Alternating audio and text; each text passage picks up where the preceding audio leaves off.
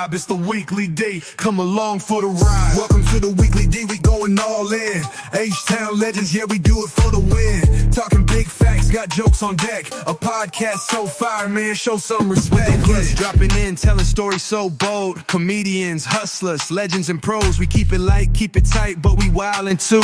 If you ain't laughing, something wrong with you. You're already recording. Yeah, I was just testing out the mics, making sure it was catching audio.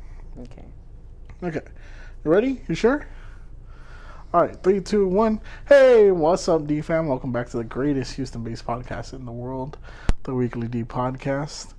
I'm your host, Danny G, and today, Mr. AOZ, Allen, is out doing missionary work, so he's not going to be here today. Missionary work. He's doing something. He's pretending to work. Pretends to work. I'm just waiting for Elon Musk to catch on to his job and what they do. We're gonna axe that department. But anyways, babe. So we're joined today by our special guest, my beautiful wife, and our Catholic correspondent. Wow. The mini boss herself. Oh, Daniel. Noelia. Woo. Hello. Hi, baby. Hi. How are you doing today? You look extra comfy, by the way. I'm doing pretty good. It's 10 p.m. Yeah. On a school night. On a school night. Okay. Make it sound like you're in high school, like, don't you? It is a school night for me. It's a work night. It's a school night. I am still a student. Okay, but let's make sure people know you're in college. I don't need that kind of energy to come at me. Can you imagine someone cuts that out of context? I mean, then they are not real fans because they all know that you like the older ones. Of course. That is true. Good point. Thank you for having my back there. You're welcome. Anyways. But yeah, so just tired. Final season, you know. Just wrapping it up. That's good. I'm glad you're like cool, calm, and collected this go around. Yeah. It's not like the usual. Anyways, how was your day? My day? It's going alright. I know that you were very excited to teach me all about the Pope and the audience all about the Pope. Oh yeah. And your so you've heard, right? Conspiracy theory. He died. Yes, but I heard did he died. really die? Okay. That's the question. Is this how you're going to start is this? Is he really dead? No. Okay. Sorry. I just can't take it seriously. I can't believe that you actually believe this. Yeah, well, we're not getting in there just yet. Okay, I'm just saying, is he really dead? Yes, he's dead. Like, are we sure? Yes, of course, for sure. Okay. So, I kind of planned out this episode a little bit more than usual. Not because you're here. Mainly because I was going to do it by myself. And then you were kind enough to say yes to join me. So I didn't have to sit here by myself trying to make myself laugh. Because that would have been awkward. I never laugh at my own jokes. Yeah, you do. You talk to yourself a lot. I do talk to myself, but I don't find myself funny. Okay. But I planned this out, and I figured we kind of talk about what happens after the Pope dies. Because, as we all know, Father Francis, El Papa Francesco, Pope Francis, El Papa Francesco, as some people will say in Espanol, passed away the day after Easter, right? Which is technically the first day of Easter in the Catholic calendar, or the second day of Easter? I thought he passed away Easter Sunday. No, he passed away the day after. Oh, you're right. It was Easter Sunday for us here, but it was Monday already in the Vatican. Yes. Yeah. Yes, he did pass away about like a week ago. Wait, now how long has it been? 2 weeks? That doesn't matter right now. Oh, okay. Timelines don't matter because... Okay, after Easter. Monday after Easter. Yes. He passed away after J.D. Right Vance shook hands Easter. with him. I've heard. Conspiracy. I heard the conspiracies. Do you think the U.S. government had anything to do with it? I don't think so. No? Wait, what would they have with the Pope? I don't know. Maybe the Jews sent them. I mean, let's think about it. Jews killed Jesus. They also killed JFK. Yeah, which I still want to know a little bit more as to why they did that. They have off the Pope. Like, instead. But why would they off the Pope? Like, why? The Pope was already sick. Because they're going for a more conservative world. I don't know. I mean, but the Pope never had, like, he was progressive. Not really. He was progressive. Not really. Comparing him to the traditionalist. Not really. He was progressive. No. He was welcoming to the LGBTQ community. I mean, but he still said it was a sin. Yeah, but he also said, who am I to judge? I mean, you're the Pope. You're the numero uno guy. I mean, that was taken out of complete context. So, okay, I don't know if you know this, so maybe I'll lecture you on it, but a lot of the things that the Pope said and that the, like, not Fox News, like CNN, all those, like... progressive channels? Yeah, like Democratic pro channels, they showed certain things that the Pope would say or do, just like we're seeing with, like, Trump. Our current government and whatnot. Mm-hmm. They choose what they want to say. But, like, yeah, like, our church, as a Catholic church, we've never, like, gone forward and been like, you know, fuck. We're against the gays. Okay, let's not get into technicalities because, like, theologically, we're not. Yes. Like, fuck gays. That's not what our religion teaches. Mm-hmm. So, like, our Pope never said, like, oh, gays should be blessed and, like gay marriages should be blessed or whatever, like, case that, like... Mm-hmm. I know he never agreed with gay marriage. Like, the persecution that some Catholics, extreme Catholics, have on, like, gays or the LGBTQ community, like, that's where he was just like, who are you to judge? Like, yeah, we're here to focus on our own sins, not on other people's sins, or if you will even want to consider it a sin, because there are gay Catholics that, like, they live a life of abstinence and celibacy because they are gay and they know that, like, the act of it is what is the sin. Again, this is all theological. However, they're still Catholic and very much, like, welcomed into the church. But there's, like, even though theologically they are welcome, like, yeah, but there are groups the older generations, the ones that the older generations that are not progressive, and I say progressive with, like, asterisk. Yeah, like, they are like, fuck that. But I mean, we've seen it at St. Lawrence. We've seen teens, like, show up that are, like, transgender, and there's no persecution St. Lawrence against these was kids. A caveat. Because when you go... Well, yes, because people here are educated. Like, and I'm not saying... progressive... And they're educated. Community. It's about education. The reason why a lot of, you know, churches don't have, like, that progressiveness is because of lack of education. Also a younger church. That in too. a lot of instances. That too. Yeah, I think that plays a huge part to it. Is that, yes, it has its old community, its old group of people, but majority are a lot younger. Like, the population of St. Lawrence is a lot younger than most churches in the surrounding areas. I'm going to disagree with that. You disagree? I'm going to disagree with that. And I'm disagreeing with that because of, like... well, one, because I worked there. And so I saw people... Yeah, like, I worked, past tense. And I saw people... I saw the actual, like, people that would, you know... what's the word I'm looking for? Volunteer and stuff. They were of the older community.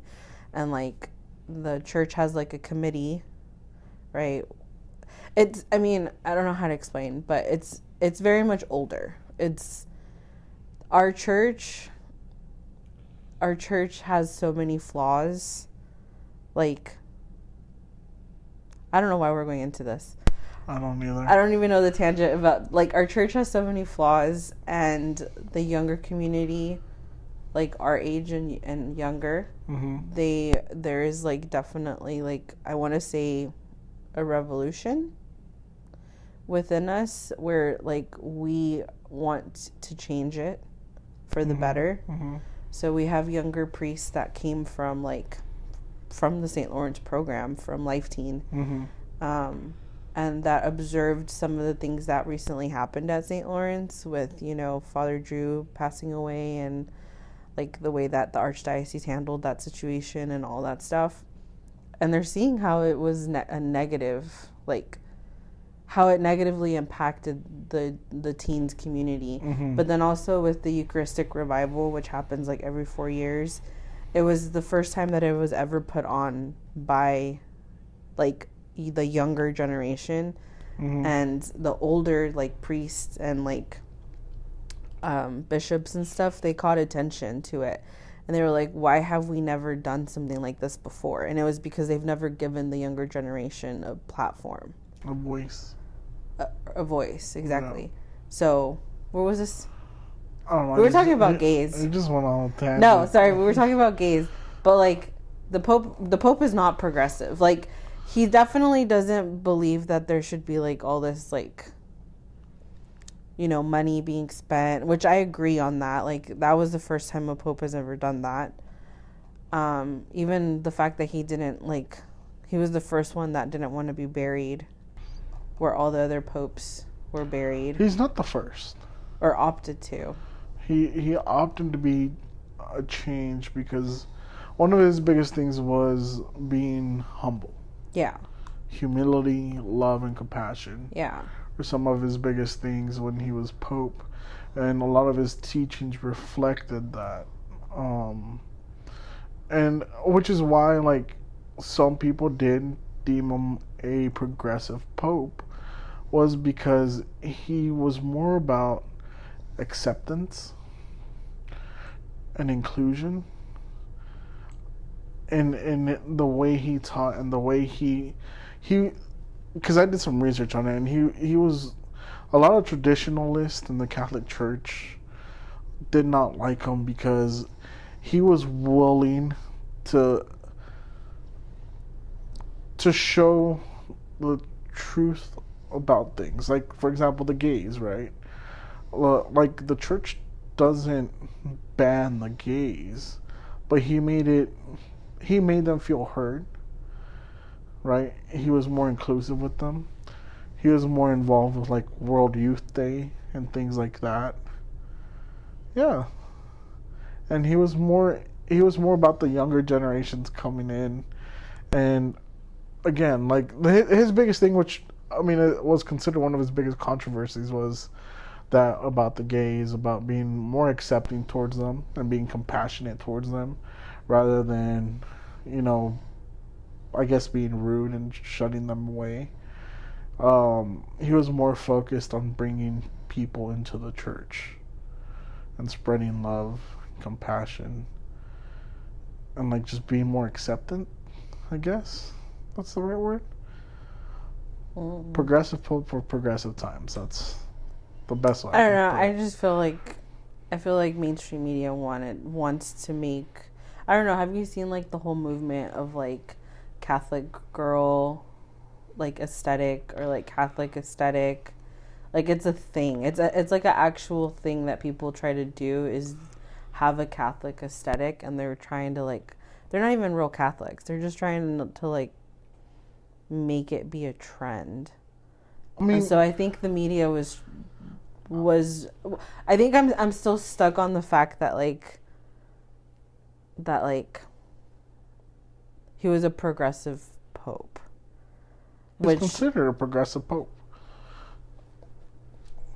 But, like, all of our popes, like, have, because, you know, St. John Paul II, extremely progressive, because he's one of the first, like, he made theology of the body. Like, he instituted theology of the body. You know, which is about sex is enjoyable. sex about is sexuality. like having sex with your partner is not just about procreating. That was like huge in the Catholic Church. Well, I think it was huge because how many girls, like specifically for girls, but how many girls grow up thinking that like sex is not good, sex is like bad, sex is a sin, you know, it's impure, especially like, in the Christian. All this stuff, and we had a pope that for the first time was speaking about sex. Hey, it's not a bad thing. It's okay for you to enjoy it, and it's not always about procreating. It's also about enjoying yourself. About making that outer body connection, physical connection. Sure. Yeah, sure. And that's how we have, you know, the whole, what is it? The natural family planning. Yeah. Which has also been a Catholic thing for the longest time, but all of a sudden these like hippie holistic girls are like, oh, get off birth control. Did you know you can track your ovulation and you don't have to be on birth control and blah, blah, blah, blah, all this bullshit. It's been a part of the Catholic Church for years but before it was ever a thing. Trend now. Exactly. They're trending. They're trending my religion. They're trending our religion. That's what I'm getting at. Well, I mean, if you think about it, that's what they're doing with the Pope. Is sort of a reflection of the world, right? Because his teachings go to 1.3 billion plus people. You know, because that's literally how many Catholics there are in the world, 1.3 billion plus. So I feel like the Pope always is somewhat. That's nothing. 1.3 billion? Isn't there only like 6 billion people in the world? No, I think we're way past that. Oh, I don't know. I haven't looked into that in a long, long time. But anyway, 1.3 billion is not a lot. That's at least India's population. At least, okay? I want to say it's at least a third of the population. We have 8.2 billion people. Okay, right, so we're an eighth of the population. A little bit less than I thought. But at least, again, the size of India. Okay. Okay. So I feel like I guess what my point was is what you said, right? It's trending, or it's a reflection of the world. Yes, they're trending. Yes, they're trying to make it trendy. I don't know. You know more. Pope. They made Pope Francis trendy, and to instigate or fuel like especially political agendas, but it wasn't. I don't think it was just to instigate. I think he was actually popular with the youth, with the younger generation. No. I'm saying about like mainstream media and like all those news outlets that we saw. They would take a lot of the things that he would say completely out of context. And I'm not saying that like he wasn't like for this change and like teaching, you know, what our church has been teaching, which isn't like acceptance and peace and love and he just did it in a more humble manner. But I really liked seeing a humble approach. He had great marketing when you think about it. Like, the reason he was so relatable to so many people was because he had a humble approach to everything. Well, he refused the luxury apartment. Yeah. He refused to have the gold throne. Yeah. You know, he refused all the riches. Like, he went to it in a humble way, which a lot of the youth saw and respected and were drawn to it. Yeah. Right? Because we're like, oh, this is different. You know, for centuries and centuries or decades, you know, the Pope has always been lavish in riches, the Pope mobile, gold everything, marble, you know, house. Yeah. So I think, yes, media did up him a bit, but social media isn't ran by mainstream media, you know. It's ran by the people. It's ran by the youth. Yeah, but I remember him blowing up with mainstream media. And I'm not saying, like, I guess I want to separate, like, Catholic youth and, like, youth in general. Because within Catholic youth, especially the Catholic young people that have left the church, they were very much, like, drawn to a pope that was like, oh, wow, like, it's not about this. It's not about that, you know. He had more and it was very ideas. Humbling. Yeah. He had more progressive ideas. Okay. Slightly more progressive than the last pope. Let's put it that way. Slightly more progressive than Who the was last the previous pope? It was Benedict, wasn't it? No, it's the one that retired, that went into silence. The one that I have another conspiracy about. That I swear to God, this dude did something fucked up.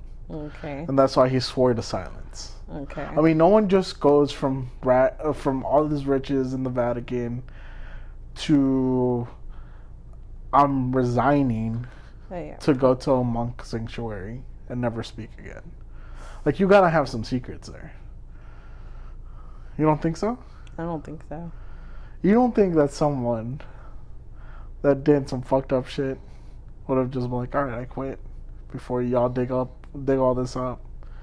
Let me go resign and just.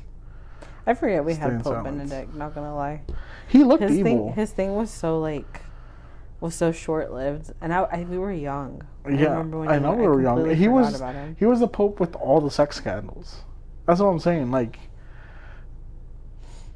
he had when all these sex scandals across like the world with priests, and the church was hiding it and trying to relocate them. I mean, we had one in our community. Yeah, but that was the archdiocese. That wasn't like. But the archdiocese is directed by the Vatican. The bishops, the Pope, the Pope makes those calls. On a grander level, yes, he does. He is the president of the church. Mm-hmm. You'd be surprised that's not how church politics work. Oh, obviously, church nowadays, it's all screwy. That's not how church politics work. Oh, I mean, the person that did all the moving around of priests and yada yada was like of the Archdiocese of Galveston, Houston. Which would be the cardinal, no? You're muted. Oh no, you're not. Or is the bishop?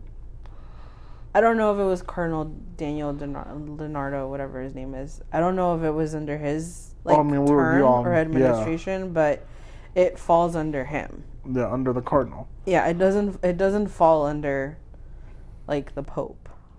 Yeah, but on a grander scheme, there was movement from the Vatican and direction from the Vatican to handle that a certain way.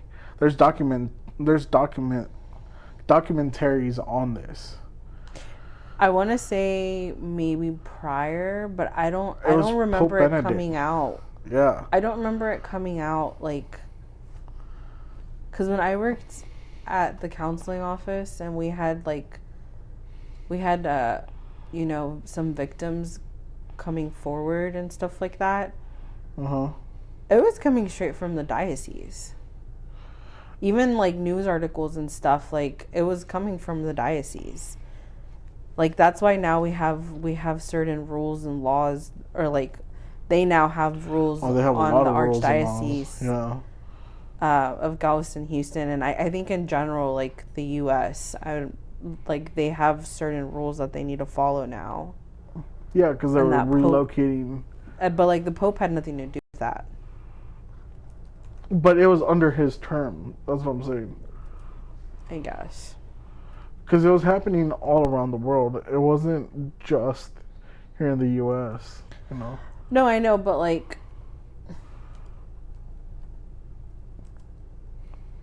But like... How do I explain this? Like the whole... I'm trying to process and like respond, but think. According to ChatGPT, okay, it says the Catholic Church's global sexual abuse crisis came to light before Benedict's papacy, but he was heavily involved both as Pope and previous as head of Congregation of Doctrine of the Faith. As a cardinal, he was accused of not acting swiftly and transparently in many abuse cases. Yeah, so for his diocese that he was in charge of, yes. Does that make sense? And then look, in 2012, a report from Germany alleged that as Archbishop of Munich, he failed to act in at least 4 abuse cases. He denied direct responsibility but acknowledged errors. Again, so like what I was saying was right. Like, the Pope has nothing to do with it. His actions were back when he was a cardinal. So same thing, like, so like whenever we have a church, right? Like, you have like Father Lee or like Pastor, what's his name? Father Drew, sorry. Father Drew, or like, we have different parishes. The pastor of the parish governs everything about that parish. The only way that the archdiocese like steps in is if like if there's enough complaints and valid complaints about the pastor. And then that's when the cardinal steps in, and the cardinal rules over the archdiocese that he has, but nothing goes back to the Pope. No, yeah, but what I'm saying is, during his papacy, it was a worldwide scandal. Well, yeah. Because it was happening, like, more often than it should have ever happened within the Catholic Church. Like, more reports were coming up more often than ever during his papacy, and he was very, like, well, I think that also happened because of the media. Like, it was also media, like, was... It could have been, because this is before social media. This is all legacy media. This is all because of the media. This is Univision, Fox News, CNN, Telemundo. Yeah, because, like, I mean, it's not like everyone knows that the church had... Scandals. Still has scandals. Exactly. Everyone knows this, and I mean, to this day, like, and we're not the only church that has it. Every church has it. Look at the Latter-day Saints. Like, every single church, like, has this. Yeah. And unfortunately, that's just unfortunate. But, like, it did come out, and I bet you that it came out during his term as Pope, because people were digging in dirt, like, and probably the people from wherever he was cardinal at, like, were like, how the hell is this man Pope? And they probably stirred stuff up, which is fair. I mean, they had every right to do that. I mean, he had one of his biggest controversial things that he did during his papacy was that he lifted the excommunication of 4 bishops that were World War II deniers. Like, there's 2 bishops in Germany. What do you mean deniers? Like, they don't believe that the Holocaust was a real thing. What? So they were excommunicated from the church, and Pope Benedict lifted that excommunication. He was German. They didn't believe that it was real? Well, they're deniers, so they're obviously, like, pro-Nazi. Do you think they were involved? I don't know. It just says that they were excommunicated. 4 bishops from the Traditionalist Society of St. Pius X, so the 10th. Wow. Yeah. And the 4 bishops were public Holocaust deniers. I don't think it's that they don't believe, it's that they deny that the Holocaust was a bad thing. And then his biggest scandal was that his butler, Paolo Gabriel, leaked confidential Vatican documents to the press that showed the scandals and the corruption within the Vatican financial system. Money. Which, I mean, Pope Francis was really strict with it. He wanted full transparency, which is a progressive thing. Which is funny, because that's what the Trump administration is doing, and he's getting all the hate. Pope Francis also did not like Mr. Trump. And he was very vocal about... I mean, I know he didn't agree with the way that he spoke about immigrants. Yeah, he was very against the U.S.'s immigration policies during Trump's reign. Because, again, he's humble beginnings, progressive thinking. You should let all migrants in and treat them like brothers and sisters. I could have sworn I read an article that disproved that. No. There's tons of speeches where he actually, like he said, directing it towards Trump and the U.S. and the administration. That, you know, the U.S. should be open arms to the migrants and the migrant crisis. Yeah. That I actually verified and watched about 5 or 6 different videos from different news sources. That was. I know he was the first Hispanic Pope. First Argentinian Pope. So that's one up for the Hispanics. All right, let's pause. Ooh, girl, just break it, share it, and let me hear you. Bang it, it's that Tabs love, smooth and dangerous.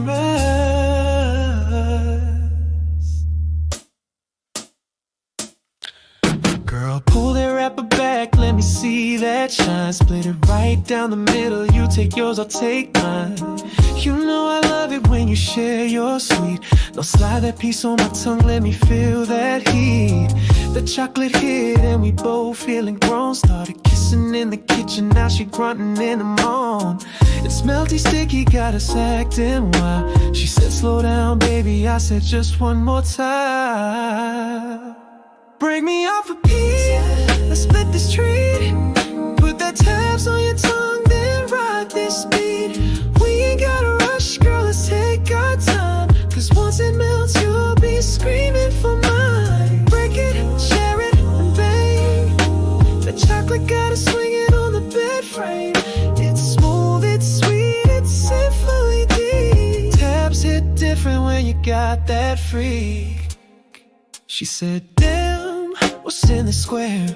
I said it's Tabs, baby, ain't nothing compare. Hit her in waves like a midnight sermon. Now she doing things that got me so searching. We broke it together, now we stuck like glue. Mountain on the floor with a wild point of view. It ain't just sex, girl, it's a transformation. You took that bite, now welcome salvation. You don't need roses, baby. Just unwrap it. Break it in two. Put that square on your tongue. And let the Lord take the wheel. Use code LOVE2390 for 20% off. Because every square share is a back blowing fair. Break me off a piece, share that sweet. We dipping in the chocolate, dripping heat on repeat. Banging like the choir, now she hit them notes. Tabs got her floating in a Sunday roll. Break it, share it, and bang. We turn dessert into a whole campaign. The weekly D approved from tongue to tongue. If it's Tabs, baby, you already know. You ready, bud? Yeah. Okay. But cool. Yeah. So let's I know we've talked a lot about the Pope and the Catholic Church, but let's talk about what happens. Maybe we shouldn't have asked me to do this because I can go on a whole tangent about it. Yeah, we're already like an hour in. No, we're not. Are we really? No, like 30 minutes. Oh. We still haven't gotten into any of my topics or conspiracies. But You're good. I'm enjoying the conversation. I'm learning something. But are you? Because you've been fighting with me. I like to fight. You know, you fight with me all week, and this is the one time I actually get to fight, and I have proof. I mean, I'm not saying okay. I'm still caught on the progressive, but like I can see where I wouldn't necessarily say progressive, but I would say that he brought it back to the origin of what it means to be Catholic. And I wouldn't necessarily say that's progressive. I would just say like that's what we strive to be as Catholics. And it was very refreshing to see a pope that was humble about his like approach to it. That's why I think the word progressive is just like I don't like it. It's not what our pope is. That's because you're so used to the media. Yeah. Using progressive as such a negative term. Yeah. But like I feel like our pope is, I mean, there's such a beautiful representation of what our church is. Mm-hmm. And yeah, like, it was just very nice to see a pope that came from the same like different background that we did. You know, probably, I don't know if he was poor or not as a kid, but understands what poverty is, understands where people that are poor come from. I would say he was very much a humanitarian. Yeah, very much so. Yeah. So it was very refreshing to see a pope like that. Very progressive pope. So continue with your conspiracy. Okay, so let's talk about what happens when the pope is dead. After he dies, what happens? I mean, I could tell them what I know. Okay, what's the first step? They have to call out his name. Okay, so the first step is they get a Charmander who confirms his death. Okay, what the Charmander does is he has a little hammer made out of silver. Mm-hmm. Very important detail, silver hammer, and he pops the Pope on the head and calls him by his baptismal name 3 times. Okay. The Pope doesn't respond in those 3 times, they consider him dead. Okay. And the Charmander goes and makes the announcement. And that's his only job? That is, he's like the right-hand man to the Pope. Okay. Okay, he's the Charmander. Very important Pokemon. Okay. Okay. So he confirms his death with a silver hammer. Mm-hmm. Now, I don't know if you know this, but silver is very important to kill certain kind of creatures. Mm-hmm. So this is where my thought process started, okay? Second step, which I found oddly strange but also very interesting, is they destroy the ring of the fisherman. So I don't know if you know this, but the Pope has a very specific ring that's made specific to him. Mm-hmm. Okay? And that becomes a stamp and his signature while he's the Pope. Mm-hmm. So it's like Pope Francesco's signature on the ring. And it's used to stamp all important documents and everything. So to prevent any identity theft, they instantly destroy his ring after he's pronounced dead. Interesting. Right? Yeah. Right? Okay.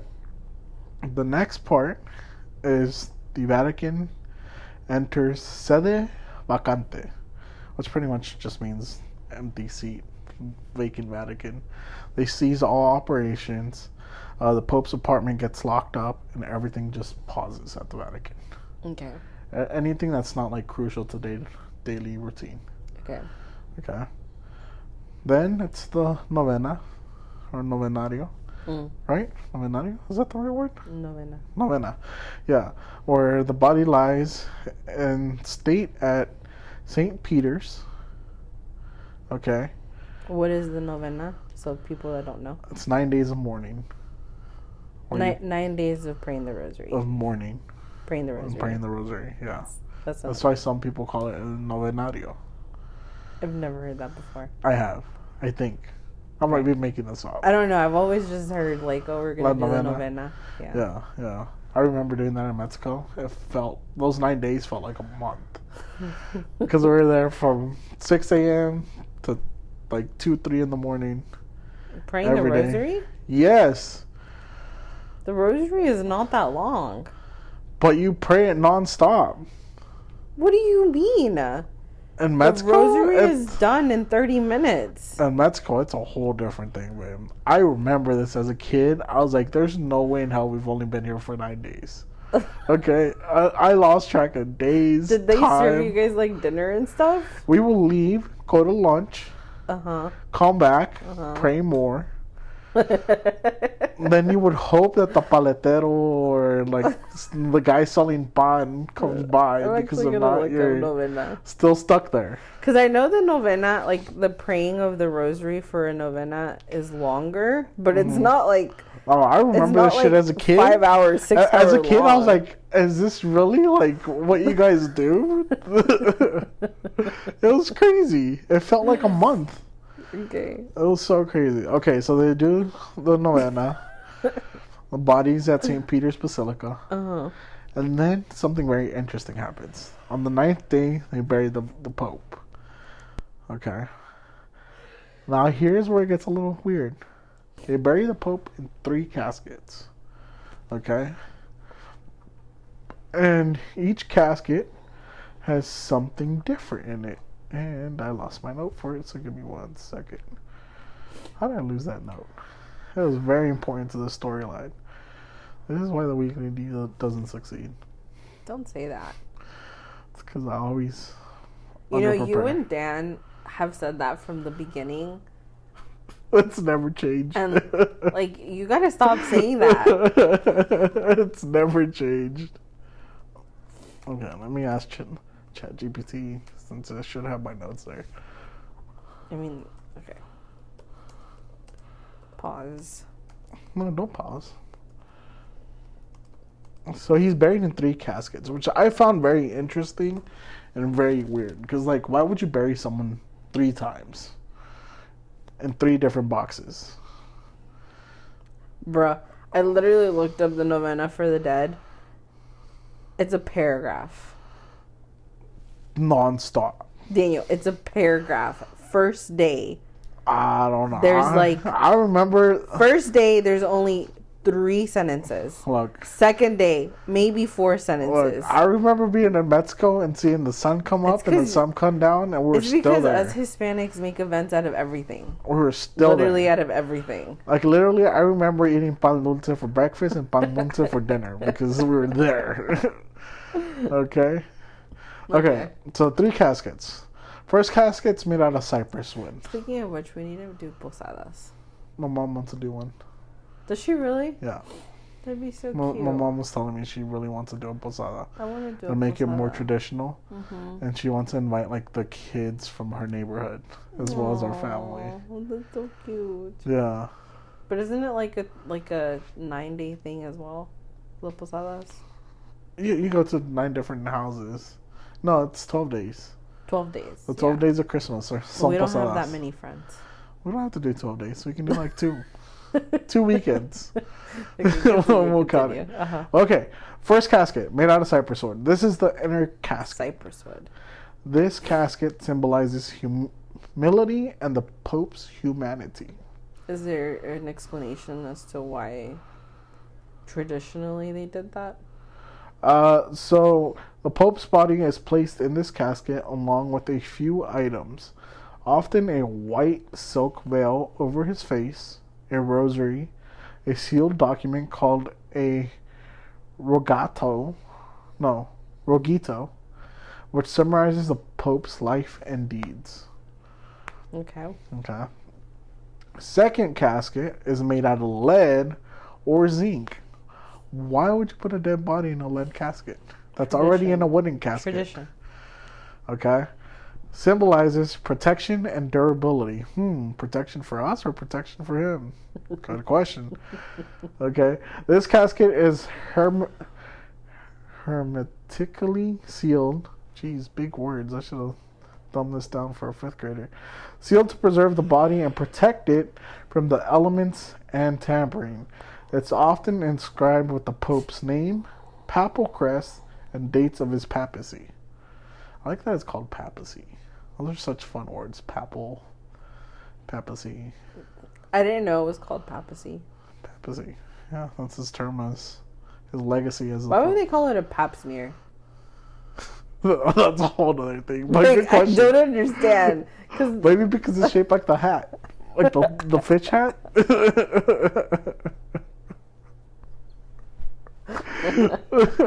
No, I'm genuinely curious why they got the word pap smear. Okay. I think it's an acronym. Oh.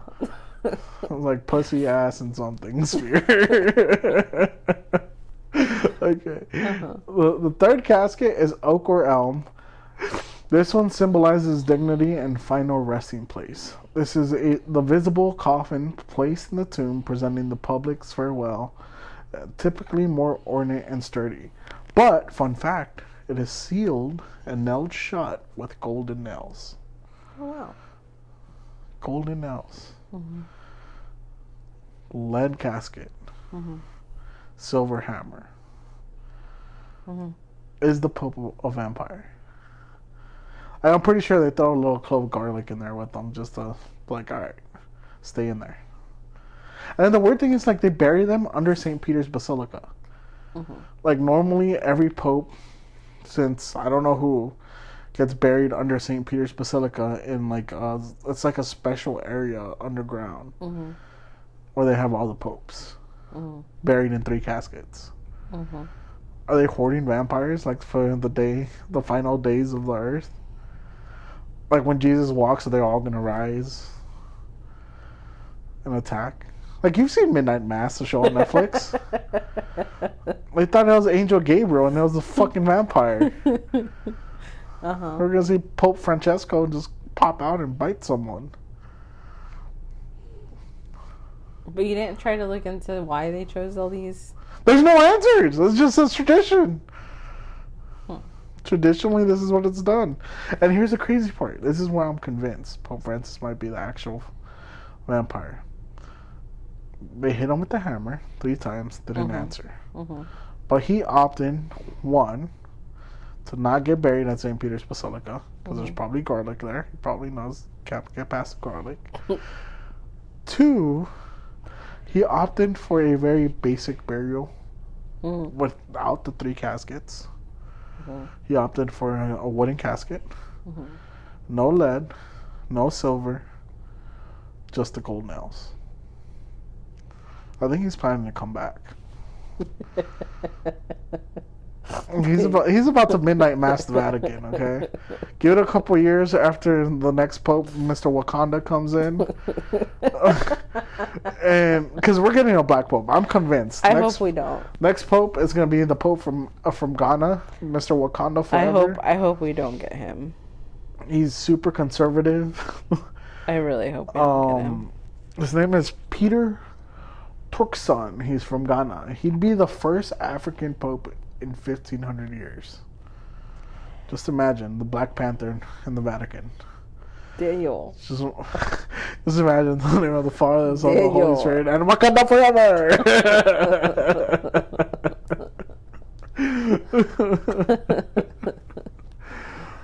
So you really don't think Pope Francis is dead? I think he's a vampire. I think he knew he was a vampire. Like, I think other popes, they weren't sure. Or they weren't smart enough to, like, write out their will before they died. So they died, and they're like, fuck, now we're stuck in these coffins under St. Peter's Basilica. I think Pope Francis, he was onto something. So do you think that like... I bet you that's why the other pope went into silence. He resigned and went into silence because he didn't want to get bit. He wasn't ready. He wasn't ready to be a vampire. It makes sense why he would become a monk and never talk about it again.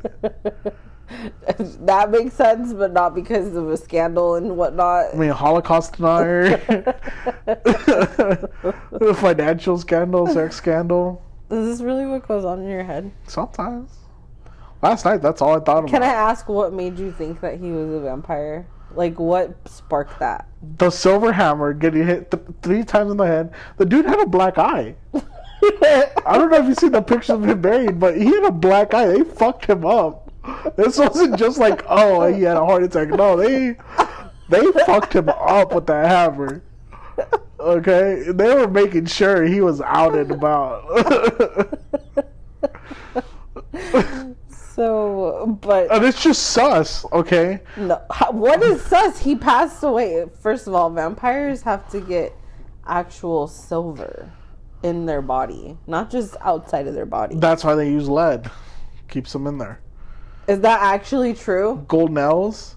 Gold doesn't do anything. If you know anything about vampires, and I am the expert because of Twilight, does nothing. Twilight's not real vampires. Twilight is real. No, Twilight is real. Nothing Blade, Nosferatu, that weird movie we watched not too long ago with the giant Russian dude with the little peepee. That was a vampire. What? Do you not remember it? Nosferatu? We literally watched it like 3 weeks ago. I fell asleep halfway through it because it was kind of slow. It was about the guy who goes to like this Russian oligarch's house, and it turns out that he's a vampire. And he gets out of his casket naked, and he has a little wee wee. Oh! You know what I'm talking about. I know what you're You know what I'm talking about. I know what you're talking about. I was like, what the hell are you talking about? What movie? Was that really the name of the movie? Nosferatu, yeah. Joe Rogan told us it was the best vampire movie he ever saw. Oh, that asshole. That was the worst vampire movie I've ever seen. You're going to take over... You're going to take... Black Mass by far. I've never... Best. Oh, Black Mass, yeah. Or no, Midnight Mass. Midnight Mass. That one was good. That was one of the best vampire anythings I've ever seen. That was good. I love their twist with the church, like how they like and the angel that. Gabriel. Yeah, that was good. Pope Francesco. Yeah, it's gonna be a fucking vampire. Watch. We're gonna see Jesus walk. We're gonna see Jesus walk. Pope Francesco vampire. That's why they fucked him up with the hammer. That only makes sense. So you think he died not of natural causes because they fucked him up? I think the Jews had a piece of this. So now the Jews are vampires? No. They're trying to stop the vampires. Are Jews werewolves? They killed Jesus, okay? So are Jews werewolves? No. Then what are they? They're like Van Helsing, the vampire hunter. But don't we like vampire hunters? I thought we don't like what was going on with the I never Jews. said we don't like these people. I'm just saying... I know, I'm saying what was going on with the Jewish... They have a past. They have a Jewish past. Government. I mean, that's something... Not Jewish people. I'm just talking about they have a past. They're known to be hitmen, okay? Jesus Christ, JFK, Pope Francesco. Uh-huh. Makes sense. Sure. Makes sense. And you're they all have something in common. You know what that was? What? Catholicism. I just blew your mind. So you... You have no rebuttal.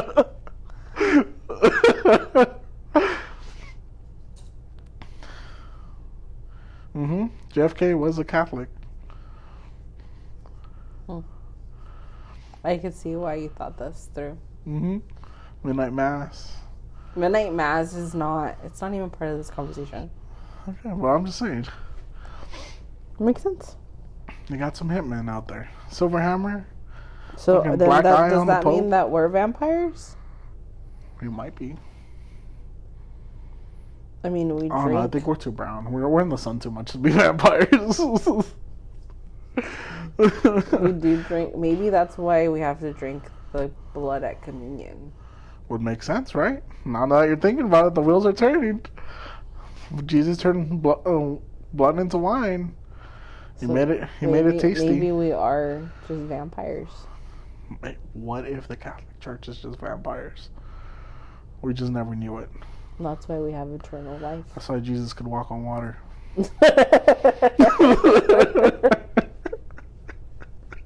You never thought about it that way.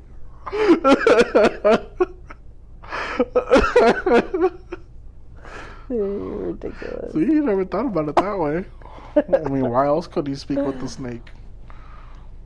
And he went up to the mountains for 40 days and 40 nights. Why? Vampires can talk to snakes? Oh, no, I'm stretching it here. I'm trying to make connections where connections shouldn't be made. You're so ridiculous. Well, that was an interesting conversation. I'm telling you, he's a vampire. Okay, so I was thinking last night while I was putting all this together, what would the Vatican and the Catholic Church look like if you had a chance to run it? If I had a chance to run it? Me.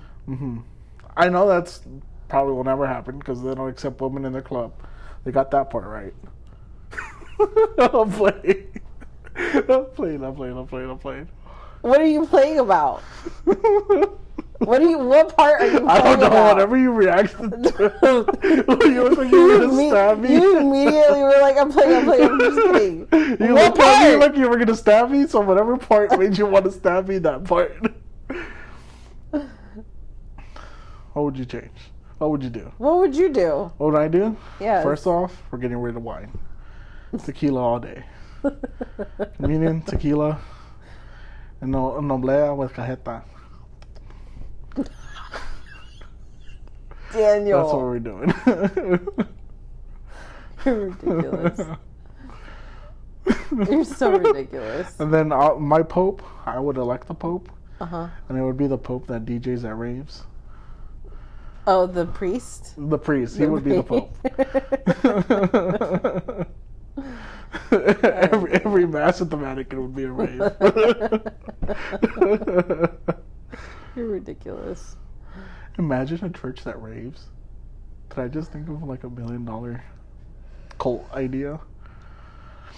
The church that raves, babe. Worship music, but raves. I mean, I think that isn't there worship raving songs? Yeah. Boom, boom, boom, boom, boom, boom. Or Oceans as an EDM song. You can make one. I could make one. You should try. I will try. Oh gosh. I will try. Hillsong, I'm coming for you. Hillsong has been out of business. What happened there? That was a whole scandal, right? Yeah, like, there was some like sex scandal, like sexual abuse. Yeah. I swear, like religion and cults are so close to each other. Religion and cults, or do you mean religion and sex scandals?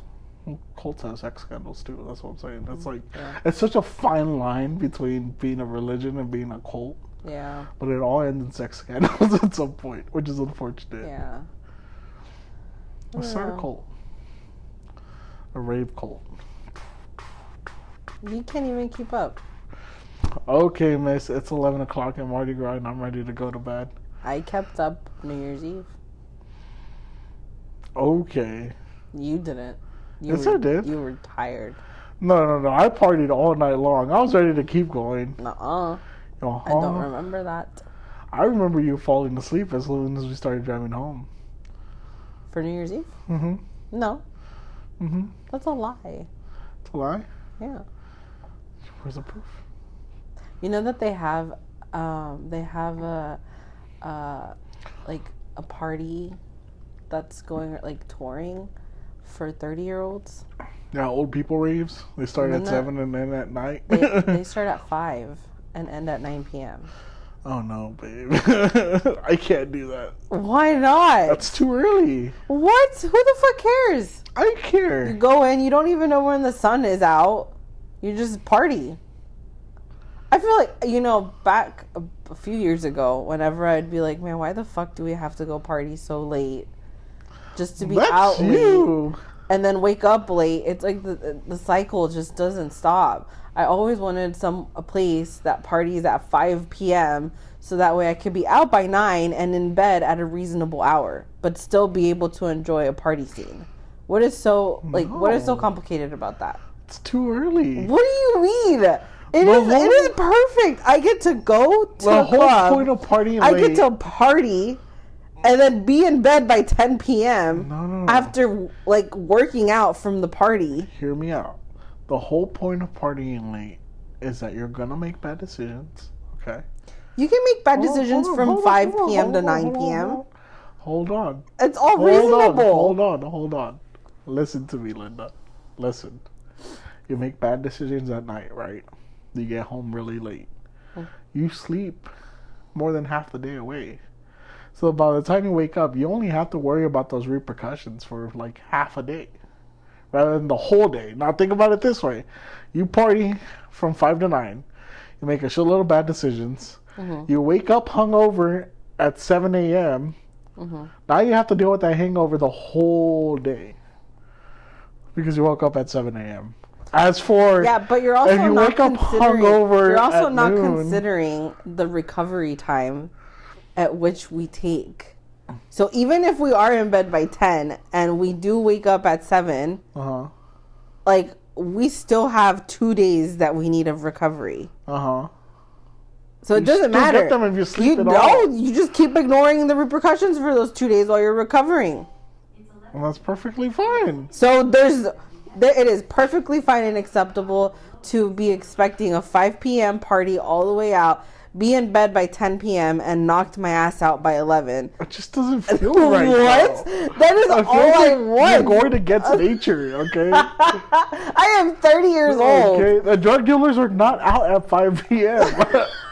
They will be for 30-year-olds. No, they that is the whole point. No, 30-year-olds have money. We have big girl jobs, big boy jobs. We have money to spend. And we still have shady drug dealers. That's part of the fun of buying drugs. Is you but buy they'll be out at the 30-year-old party. They're not going to be out at the 30-year-old. Yes, they will. Because they know... No. know these people need to get some fun and they're gonna be handing out Kool-Aids and Capri Suns. They're gonna give you a bag of gummy bears, a bag of Scooby snacks. No, they're not. And We're not children. We're not children. If you're partying at 5, you're a child. No, you are not. Okay, if we were partying at 5, you know what they would hand out to us? Liquid IVs. Water. Lots of water. It already does. Who has fun with the water at a party? People that don't need alcohol to have fun. There's not a lot of people in this world that have fun. Daniel, after working a 9 to 5, Monday through Friday. All you want to do is drink after. That's what I'm saying. Okay, let's say that you do go drink. Okay. Right? You go to a party because your ass is not going to be up by 11 to go party. It'll be your ass is going to be awake for the next 4 hours. Here's the other part. So you go party from 5 to 10. Okay, but what if you lose track of time? That's another thing. But here's the thing: if you party, that's fine. No. Because if you party up, it's my turn to start. Okay. Look. I found the medium. Okay, the medium. Right. I like the 5 p.m. to 9 p.m. Okay. Genius idea. So since you don't party anymore like you used to, but this is a genius idea. If we started at 5, finished at 9, right? Go get something to eat. And then continue the party from 11 to 2 in the morning. That's exactly what I was leading to. Okay, if you party from 5 to 9 and you lose track of time, you are fucked. I don't know about you, but I have drank from 5 o'clock to 2 o'clock in the morning, and I literally felt like Jesus. I died and resurrected the 3rd day, okay? I was drunk for 3 days straight, okay? So partying early could be a bad thing because you lose track of time. See, at least if I party at 11 or midnight, I know, hey, it's getting really late if I see the street lights and everything turn off and the sun come up. I know, okay, this is time to head home. But if I start at 5 and I lose track of time, if I go all the way to the next morning, I'm going to be retarded. I'm going to be super drunk. I'm going to be super hungover the next day. And that whole waking up at 7 bullshit, that ain't going to work because I'm going to be still drunk. Probably still drunk the next day. And by the 3rd day, I'll have the worst hangover of my life. Where I'll feel like I'm dying. And then it's still going to take me 2 more days to recover because I'm old now. So no, partying at 5 is not a good idea. Yes, it is. No, it's not. Yes, it is. I disagree. Well, then you can disagree and stay home because I want to party from 5 to 9. Okay. And then be in bed at a reasonable hour. And then I'll be on party. And you do that. Start CatholicRaves.com. The Catholics are the ones that are in bed by 9. So they can make it... On a Saturday. Not on a Friday. Practicing Catholics. I do want to add that. I've hung out with some Knights of Columbus in my old church. They can party.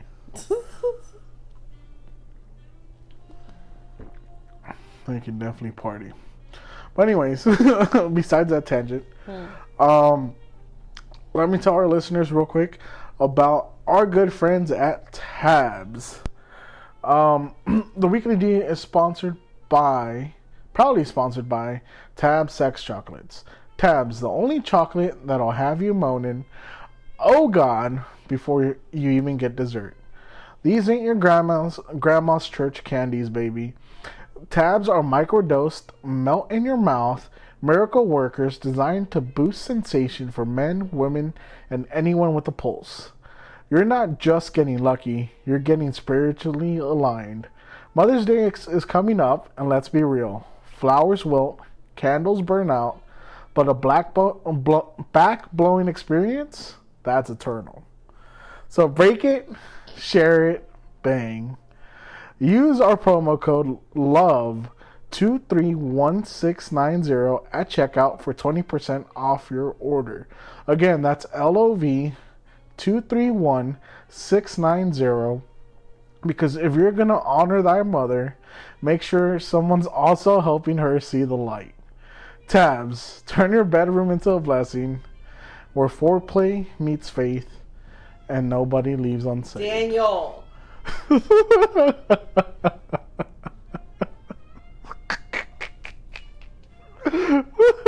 I worked on that for like an hour yesterday. I have no words. No words. Other than disappointment. Disappointment? But hey, that's okay, because Tabs pays the bills. Alright. Before we go into our last segment... Imagine the things he used to do to pay the bills. You don't want to know. And before we go into our last segment, let's tell y'all about our good friends that'll get you loud and lifted. Let's give them a shout out. Honeysuckle Brand and the real saints behind the Mood Room Garden and Bar. Located at 711 Milby Street in the heart of H-Town, they've got the THC goodies that'll have your stress melting faster than a paleta in July. I'm talking seltzers, gummies, infused drops, all curated for the most unbothered, unholy, and undeniably vibey experience this side of the pearly gates. And look, Mother's Day is coming up. You could give her flowers, you could take her to brunch, or you could take her to the mood room, let her sip a nectar seltzer, and finally let that woman feel something other than rage and arthritis.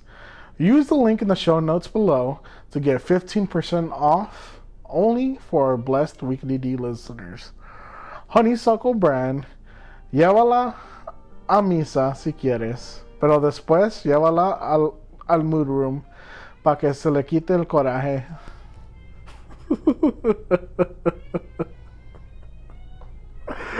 I worked on these things for an hour yesterday. Well, okay. Let's get into the most popular segment of the show called Spill the D. Hey. Hyped up, heavy 808s, drop. Hey, it's time to let it go, let it ride. Spill the D, don't run, don't hide. Danny G, AOZ on the mic tonight. Anonymous confessions, let's shed some light. Do you know what's the lack of disappointment? I mean, just the disappointment I have right now. Why? Those were good. I gotta redo them where I'm not like fucking up the words, but that's because you knew I was here and I was just gonna be disappointed. No, I can't read. Like, I can read it, but my brain's going a lot faster than it should be, so I struggle. It happens all the time.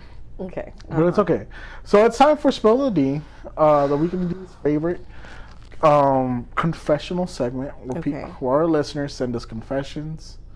Did you pick ones anonymous that are related to the church? Yes. These are, we literally chose church-related topics. And we searched through the emails, through the messages, and we found 2 very good confessions that I think you're going to like, babe. I don't think I'm going to like them. Okay.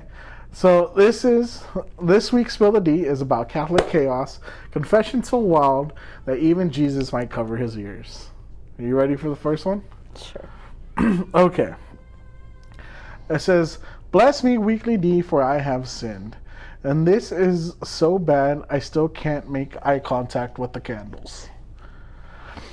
Back when I was in college, I was dating this super devout girl from a campus ministry group. She was a Bible thumper, wore a purity ring, but low-key had to turn water into wine and then into bad decisions energy. One night... Do you need water? I'm good. One night, after a late-night prayer circle, things got heated. We snuck into the campus chapel, and yeah, I clapped holy cheeks behind the altar Like full-on sin session with the crucifix staring down at me like, really, my guy?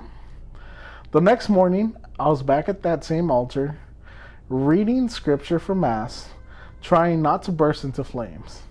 I thought I got away with it until a week later, I get called into the priest's office. He sits me down, leans in all serious, and says,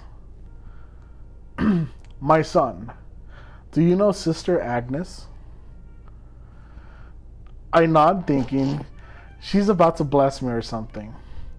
Well, she saw your worship session on the new chapel surveillance system. I'm shook. Turns out my dad's company had just donated and installed the cameras 2 weeks before. And guess who helped with setup? Me. I literally gave the church the tools to catch my own cheeks in 4K. The nun didn't just watch it. She reported it like it was Sports Center. Apparently, she even said he needs Jesus and cardio. I had to do a semester of penance volunteering with the Knights of Columbus and pretending I didn't commit a felony behind the body of Christ. I haven't been back in that chapel since, but to this day, every time I walk into a church, I instinctively look for cameras and nuns with beef. So what do you think? I have no words. I have no words other than that is not possible. There's no way that that story is possible. Oh, they're submitted. Imagine, though, you being the one that helped set up the cameras and completely forgetting about it. I think the worst part was the nun watched. The what? The nun watched. The nun watch. You think she watched all the way, or do you think she was like, "Oh my Jesus," and looked away? But then she gave him one of those like side eye peeks, you know? I think she definitely probably ran the minute she saw it. Not even in the pews. They had to do it behind the altar. Right? How do you even get back there? There's usually at least one person in the church. Yeah, there's always people in the chapel. Yeah. Okay. You ready for a second one? This is the last one. Okay. And we're going to end it for tonight. Okay. Okay. Okay, it says, y'all really bringing out the demons with these confessions, huh? Okay, let me take y'all back to a time I never fully recovered from. I was 16, growing up in East Houston, freshly hormonal and tragically in love with this fine-ass new priest at our church. Oh, God. Father Gabriel. Baby, when I say this man looked like a novena cover model, tall, caramel skin, thick brows, and that voice. Deep, smooth, like he gave ASMR blessings on YouTube. Anyway, this was right after my mom's divorce from my dad, aka El Inútil.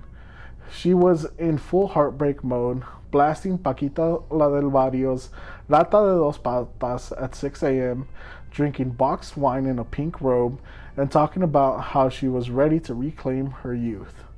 Girl, no one asked.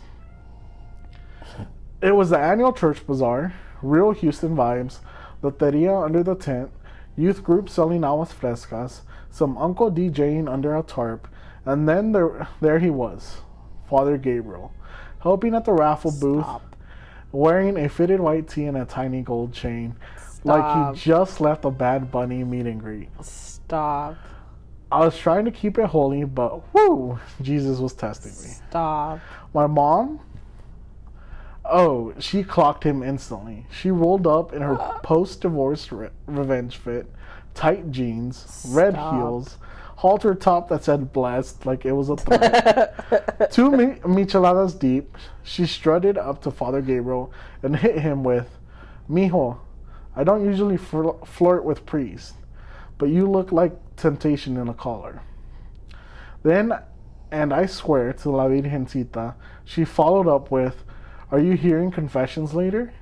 Because I got some sins that need hands-on healing." I died. right there next to the bouncy house. I can't believe Father Gabriel turned redder than the salsa at the tamale booth. Oh my god. He started fidgeting with his Poor crucifix priest. like it was an emergency eject button. Woo. Then he mumbled something and checking on the rosary booth and dipped. But did my mom stop? No. She hit him with, "You ever get tired of being holy, Papi?" And I swear I saw a candle blow out on its own. We had to leave early after she tried to grind on the deacon during a live conjunto performance, and the church lady started whispering the Hail Marys in rapid fire. To this day, I can't walk into that parish without the señora at the tamale stand calling me la hija de la suelta.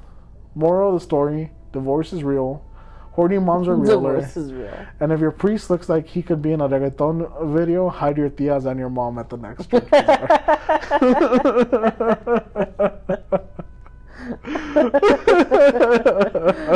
like the advice. What would you do if your mom hit on a priest? Like, let's say your dad was out the I'd picture. put her in a home. Put her in a home. I'd put her in a home because I know she's not mentally okay. Because that lady, I would put her in a home. Oh my gosh! It'd be so funny. Can you imagine if your mom were to hit on a priest? That would be in front awkward. of you. That would be awkward. Like, I'd throw water on her. I'd be like, calm down.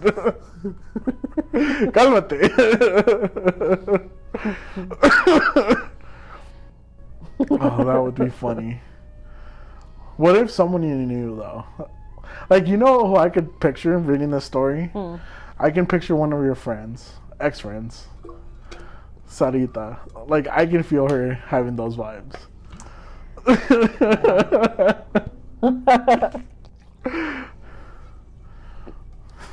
you know, when I first met Father Mike, I wonder if that was the reaction you thought I was gonna get when I met him. That's what that's what I really thought. And you know what the worst part was? I got lost in his eyes. I was like, damn, this man is beautiful in person. He is so beautiful. His eyes are so like entrancing. They're so blue. They pierce you. Yeah. You're just like, don't look at me. No, I'm like, look at me. No, I'm playing.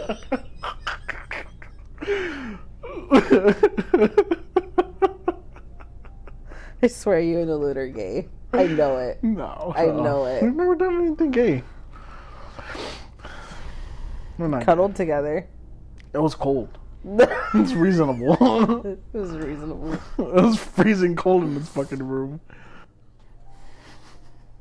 But Father Mike, such a beautiful man. Very beautiful man. Yeah, his eyes are gorgeous, and he's very nice. Yeah, like, he has this charisma to him. Yeah. That's, like, enchanting almost. Yeah. I'm telling you, when we met him and I shook his hand, I was like, wow, those eyes. Checking out the priest, I see. Not even I checked him out like that. I was just more, like, excited it took me by surprise. Like, when I looked into his eyes, I was like, whoa.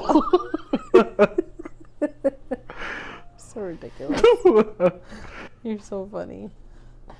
But yeah. So what would you do?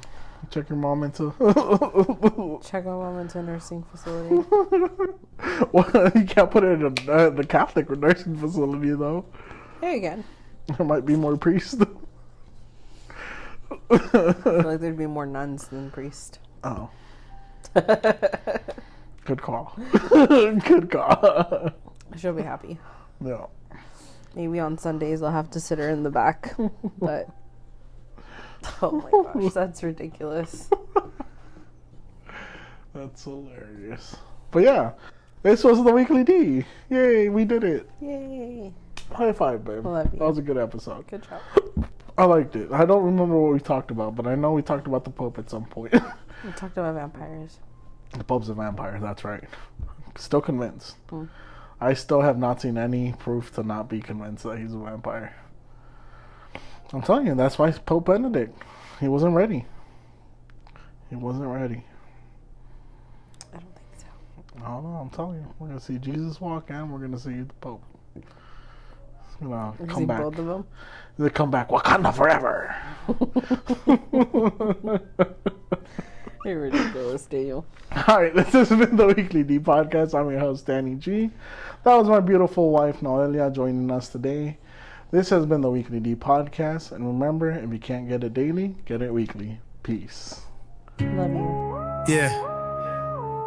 This ain't for the politics. This ain't for the praise. This is for the man who walked in sandals, even when the world asked him to wear gold. R.I.P. Pope Francis. You didn't need a throne. You were already holy. He ain't want the crown. Nah. He ain't need the gold. Nope. He just fed the poor. Yeah. Try to save your soul. Santo. Papa. Pueblo.